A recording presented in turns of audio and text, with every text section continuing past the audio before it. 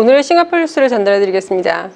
요즘 비가 계속 오고 있는데요. 지난 주말에도 비가 많이 와서 차에서 고립되었다가 구출되는 사람들이 있었는데 월요일에도 도로가 잠기는 곳이 많았고요. 화요일 오전 역시 비가 왔습니다.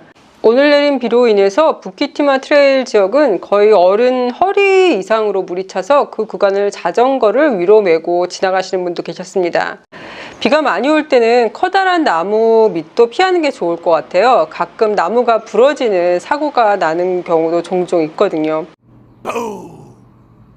제가 이 뉴스 영상을 보고 정말 깜짝 놀랐는데요.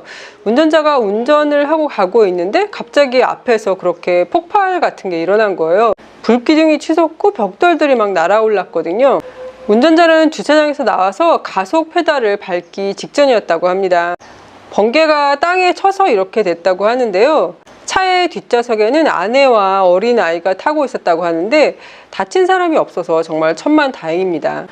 8월 23일 월요일에는 94건의 지역 감염이 나왔는데요. 그 중에 59건이 해외 노동자 기숙사에서 나왔고요. 24일 화요일에는 111건의 지역 감염이 나왔는데 여기서는 해외 노동자 기숙사에서 24건밖에 안 나왔습니다. 난양봉대 기숙사 한 동의 38명 전원이 월요일날 항원 신속 검사를 받았는데요. 이는 지난주에 난양공대 학생 2명이 코로나에 걸린 후 실시한 폐수 검사에서 그 동의 폐수에서 코로나 바이러스 파편이 발견되었다고 합니다. 항원 신속 검사를 받은 학생들은 모두 음성 결과가 나왔는데요.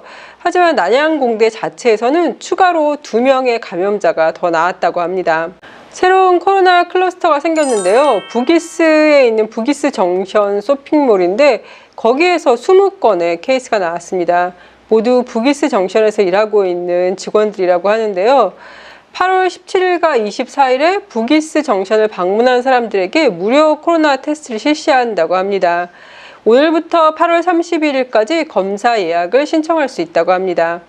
이 장소에 방문한 사람은 사람 만나는 걸 최대한 피하고 건강 상태를 잘 살펴보라고 합니다. 커뮤니티의 신규 건수는 지난주에 322건이었는데 최근에 290건으로 줄었는데요. 그런데 오히려 감염 경로를 알 수 없는 케이스는 지난주 83건에서 최근에 121건으로 늘었다고 합니다. 예전에 러시아가 소련이던 시절에는 러시아하고 미국하고 냉전 시대였잖아요. 요즘은 중국하고 미국하고 신냉전 시대를 이루고 있는데요.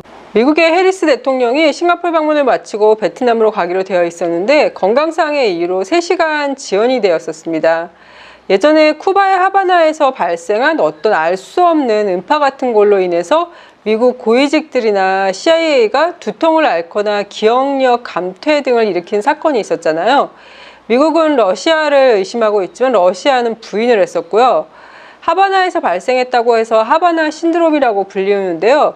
그게 베트남에서 발생할 우려가 있다는 보고를 부통령실에서 받고 3시간 지연이 되었지만 결국은 베트남으로 가는 것을 강행했다고 합니다.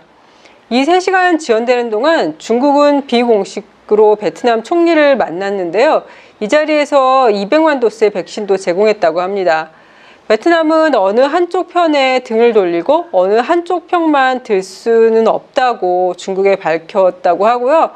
중국의 백신을 제공해 준 것에 대해서는 감사를 표했다고 하네요. 이번 해리스 부통령의 동남아 방문의 목적은 확실한 것 같습니다. 중국의 남중국해 장악을 막고 동남아에서의 중국의 영향력을 막으려고 하는 것 같은데요. 싱가포르 방문 당시에도 중국을 향해 가장 강도 높은 비난을 했습니다.